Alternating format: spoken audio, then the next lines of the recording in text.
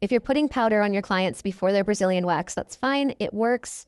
But if you haven't tried oil yet, instead of powder, here's your sign to just try it.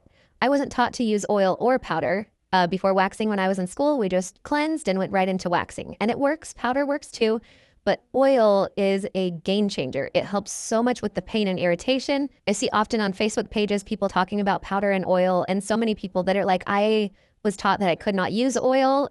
You can't apply wax over oil. It just has to be the perfect amount. And sometimes I will get too much oil. I'll go to put wax on and it rolls right off of their skin. I know there's too much. I grab a 4x4 and I just blot and it takes off the excess oil and then I can go right back into the waxing. But when I started using oil, my clients are like, what did you do different? I promise you, it is a huge difference. I see a lot of people on these posts and in the comments like, oh, but I live where it's really hot. My clients are really sweaty. I can't use oil.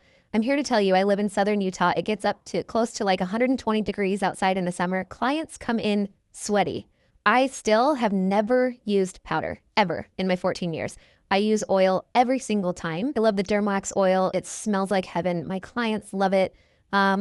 There's a ton of oils out there that you can use. So I use this oil pre and post. I've had a few people that have purchased my online course that they told me like, I thought you were crazy. And then now I've tried it and I will never use powder again. So you see in my online course, in my 17 demos, I use oil on every single one of them. So give it a try. I promise you won't regret it.